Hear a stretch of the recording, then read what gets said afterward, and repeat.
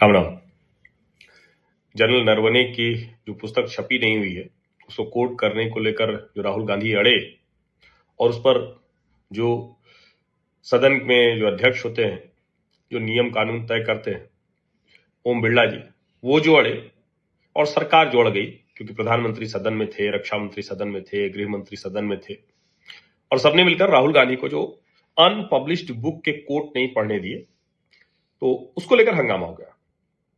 राहुल गांधी जो चाहते थे, पॉलिटिकल डिबेट जो कराना चाहते थे, जो एक संदेह लोगों के मन में पैदा करना चाहते थे, वो हो गया। और मेरा स्पष्ट मानना है कि सरकार के पास बहुत से तर्क थे, बढ़िया तर्क थे, जो आमतौर पर प्रधानमंत्री नरेंद्र मोदी, गृहमंत्री अमित शाह अच्छे से करते हैं, और इसका भी जवाब उसी तरह से दे दिया जाना चाहिए था। उसके बाद अपने आप ही ऑन रिकॉर्ड नहीं रहता, क्योंकि जब कोई बुक पब्लिश नहीं हुई है, किसी मैगजीन ने सिर्फ एक आर्टिकल छाप दिया है, उसके आधार पर कोई घटनाक्रम नहीं कहा जा सकता। जनरल नरवणे की बुक इसलिए नहीं छप पा रही है क्योंकि रक्षा मंत्रालय की कई आपत्तियां हैं। रक्षा मंत्रालय और जो पब्लिशर है उसके बीच में अभी बहुत सी चीजें सुलझ नहीं पाई है। खैर, वो एक विषय हुआ। लेकिन जरा सोचिए, राहुल गांधी करना क्या चाहते हैं। राहुल गांधी किसी भी तरह से बस ये कह देना चाहते हैं कि देश की सेना को देश के प्रधानमंत्री यानी नरेंद्र मोदी वो अधिकार नहीं दे रहे हैं कि वो कुछ कर पाए, दुश्मनों से लड़ने के लिए उनको तैयार नहीं कर रहे। अब सवाल यह है कि ये कैसे समय में हुआ, जब अभी भी बजट आया और बजट में भारत सरकार ने रिकॉर्ड बढ़ोतरी कर दी है। 7,68,000 करोड़ रुपए ये सिर्फ सैन्य जो आवंटन है उसके लिए हो गया है। जाहिर है इसका सीधा सा मतलब हुआ सरकार तैयार है। जिस तरह की जो डिफेंस डील्स हो रही हैं उसका सीधा सा मतलब है कि सरकार तैयार है और मजबूत तैयारी कर रही है। जिस तरह से ऑपरेशन सिंदूर हमने किया उसका भी यही सीधा सा मतलब हुआ। जिस तरह से बालाकोट हुआ, जिस तरह से सर्जिकल स्ट्राइक, एयर स्ट्राइक हम कर रहे हैं, जिस तरह से हम चुन चुन कर लोगों को मार गिराते हैं, जो आतंकवादी हैं उनको पकड़ लेते हैं, जिस तरह से जम्मू कश्मीर में 370 हटा दिया और पूरी तरह से शांति ला दी, जिस तरह से बच्चों के हाथ में वहां अब उनके हाथ में पत्थर नहीं है। राहुल गांधी की चिंता है कि अगर ऐसे नरेंद्र मोदी दिखेंगे, ऐसे भारतीय जनता पार्टी की सरकार दिखेगी, तो उनके पास बचेगा क्या। इसीलिए वो समय समय पर देश के नागरिकों के मन में, देश की जनता के मन में एक संदेह पैदा करना चाहते हैं। अब सरकार को भी इस पर सोचना चाहिए था कि आज के समय में ये रुकने वाला तो है नहीं। वो पन्ने उस पत्रिका ने छापे, उस पत्रिका के पन्ने जो कांग्रेस की आईटी सेल है और सारे लोग वो सोशल मीडिया पर छाप रहे हैं। कमाल की बात यह भी है कि जो नॉर्दर्न आर्मी के कमांडर थे, नॉर्दर्न एरिया के आर्मी कमांडर वाईके जोशी, उनका बड़ा साफ साफ बयान है कि सब कुछ दुरुस्त था, एकदम हमने अच्छे से ऑपरेशन किया, वो उन्होंने बताया हुआ है, बाकायदा इंटरव्यू दिया हुआ है।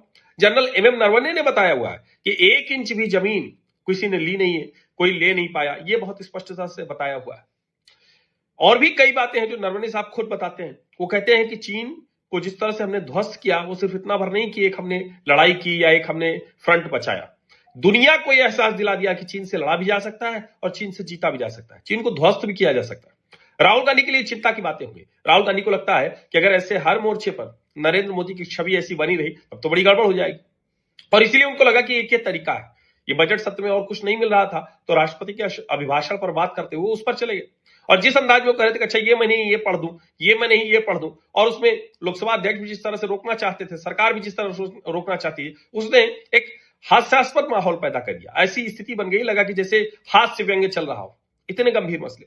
और जनरल नरवणे की बुक नहीं पब्लिश हो पा रही है। अब उसमें कौन सी चीजें हैं, क्या है, 4 पन्ने वो सबने पढ़ लिए हैं, आप भी पढ़ लीजिए। उसके मुताबिक कह रहे हैं कि 2-2.5 घंटे लग गए, लेकिन अंत में वो क्या करें, वो कह रहे हैं कि प्रधानमंत्री की तरफ से कहा गया जो उचित समझे वो करें। अगर भारत का प्रधानमंत्री कह रहा है कि जो उचित समझे वो करें, तो इसका मतलब क्या हुआ।